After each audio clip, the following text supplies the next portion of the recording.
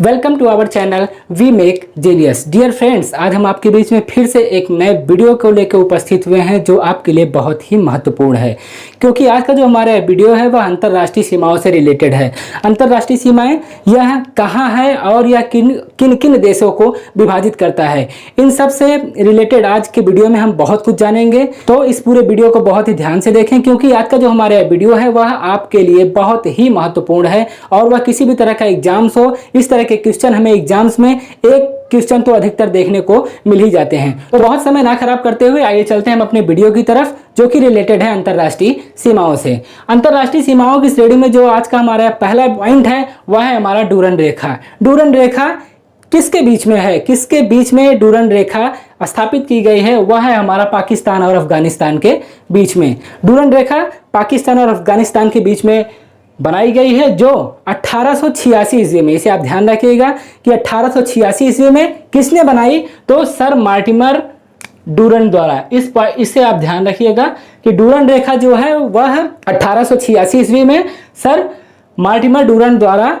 किसके बीच में? अफगानिस्तान और पाकिस्तान के बीच में बनाई गई है। उसी की श्रृंखला में हम अपने दूसरे पॉइंट की ओर आगे बढ़ते हैं, जो कि रिलेटेड है हमारा मैकमोहन रेखा। मैकमोहन रेखा बहुत ही ज्यादा इस रेखा के बारे में सुनते रहते हैं। मैकमोहन रेखा जो है वह किसके बीच में स्थित है? तो मैकमोहन रेखा जो है वह भारत और चीन के बीच में स्थित है।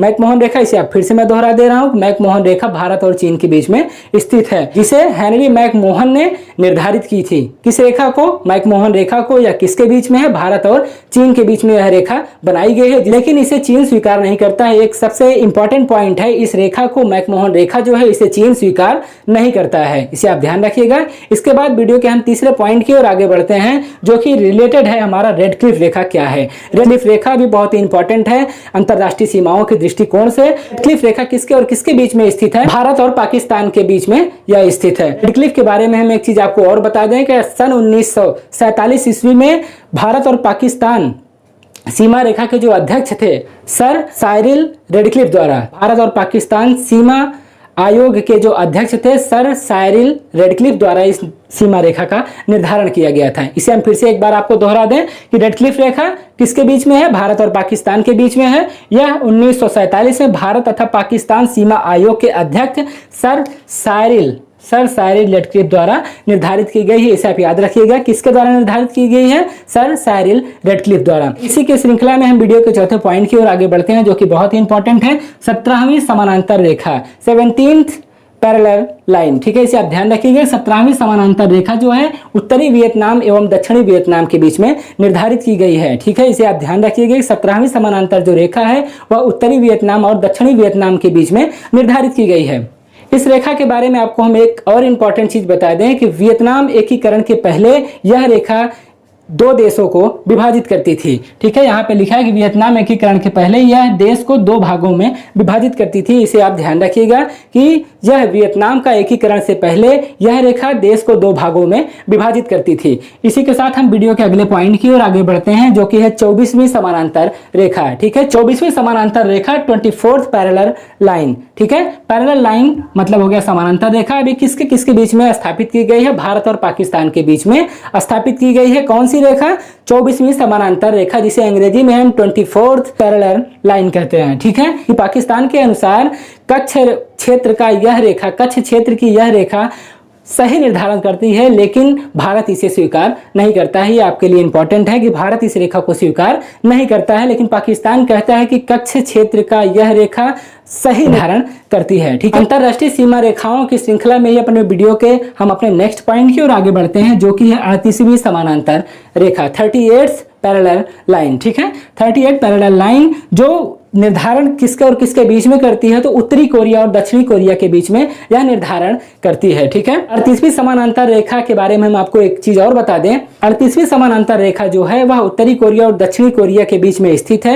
यह कोरिया को दो भागों में विभाजित करती है। इसे आप ध्यान रखिएगा। ठीक है, इसके बाद हम वीडियो के अगले पॉइंट की ओर आगे बढ़ते हैं, जो कि है 49वीं समानांतर रेखा, 49th पैरेलल लाइन। ठीक है, 49वीं समानांतर रेखा किसके और किसके बीच में स्थित है? तो हम आपको बता दें, अमेरिका तथा कनाडा के बीच में यह रेखा स्थित है, जो अमेरिका और कनाडा को दो भागों में विभाजित करती है। ठीक है, एक बार हम इसको फिर से दोहरा दें कि 49वीं समानांतर जो रेखा है वह अमेरिका तथा कनाडा के बीच में स्थित है। 49वीं समानांतर जो रेखा है अमेरिका तथा कनाडा के बीच में स्थित है। यह अमेरिका और कनाडा को दो भागों में विभाजित करती है। ठीक है, इसी के श्रृंखला में हम वीडियो के अपने 8वें पॉइंट की ओर आगे बढ़ते हैं, जो कि हिंडनबर्ग रेखा। ठीक है, हिंडनबर्ग लाइन। ठीक है, हिंडनबर्ग लाइन जो है किसके और किसके बीच में स्थित है? जर्मनी और पोलैंड के बीच में। ठीक है, हिंडनबर्ग जो लाइन है वो जर्मनी और पोलैंड के बीच में स्थित है। हिंडनबर्ग रेखा जो है इसके बारे में हम एक चीज इंपॉर्टेंट फैक्ट आपको और बता दें, इंपॉर्टेंट पॉइंट आपको और बता दें कि प्रथम विश्व युद्ध के समय में, प्रथम विश्व युद्ध में जर्मनी की जो सेना थी वह इसी स्थान से वापस लौट गई थी। इसे आप ध्यान रखिएगा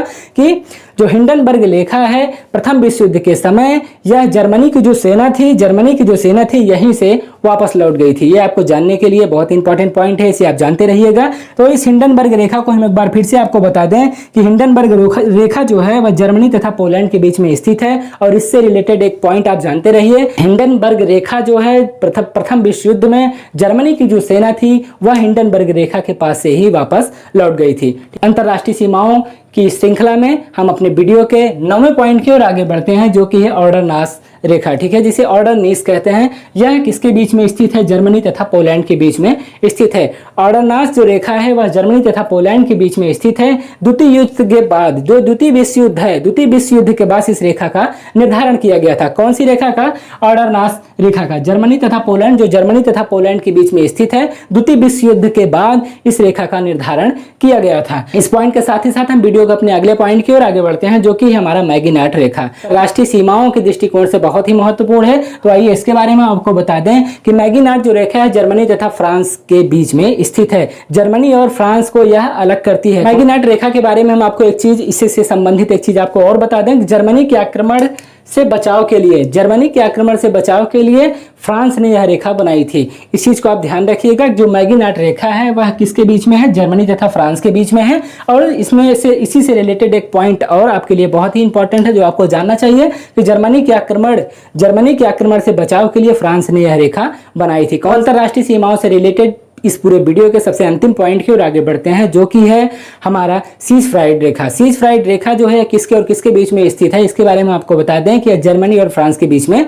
स्थित है। ठीक है, सीज फ्राइड रेखा जो है, देखिए सीज फ्राइड रेखा किसके बीच में स्थित है? जर्मनी तथा फ्रांस के बीच में स्थित है। रेखा जो है हमारी जर्मनी के द्वारा बनाई गई है। ठीक है, जर्मनी ने यह रेखा बनाई थी। तो उम्मीद है कि यह पूरा वीडियो आपको बहुत ही अच्छा लगा होगा, क्योंकि यह जो वीडियो है वो अंतरराष्ट्रीय सीमाओं से रिलेटेड है। अंतरराष्ट्रीय सीमाओं के बारे में हम सुनते जरूर हैं, लेकिन के बारे में अधिकतर कंफ्यूज रहते हैं कि यह किस और किस देश को विभाजित करती है, या इस रेखा का या इस जो अंतरराष्ट्रीय सीमा बनाया गया है इसका नाम किस वजह से पड़ा। उन सब के बारे में आज इस पूरे वीडियो में हमने बहुत ही डिटेल से बताया। और अंतरराष्ट्रीय सीमाएं बहुत सारी हैं, लेकिन जो एग्जाम के दृष्टिकोण से जो बहुत ही महत्वपूर्ण है आप सभी के लिए, उन सभी रेखाओं के बारे में इस पूरे वीडियो में जिक्र किया गया है। तो उम्मीद है कि पूरा वीडियो आपको बहुत ही पसंद आया होगा। अगर आपको वीडियो हमारा अच्छा लगता है तो अपने कमेंट्स बॉक्स में अपने कमेंट्स जरूर दें। और हाँ, अगर वीडियो से रिलेटेड किसी भी तरह की क्वेरी अगर आपके बीच में है तो कमेंट बॉक्स में अपने कमेंट जरूर छोड़ें, हम उसे जरूर बताने का प्रयास करेंगे। तो मिलेंगे फिर से आपसे एक नए वीडियो में नए एनर्जी नए उत्साह के साथ। तब तक बने रहिएगा हमारे चैनल के साथ। जय हिंद।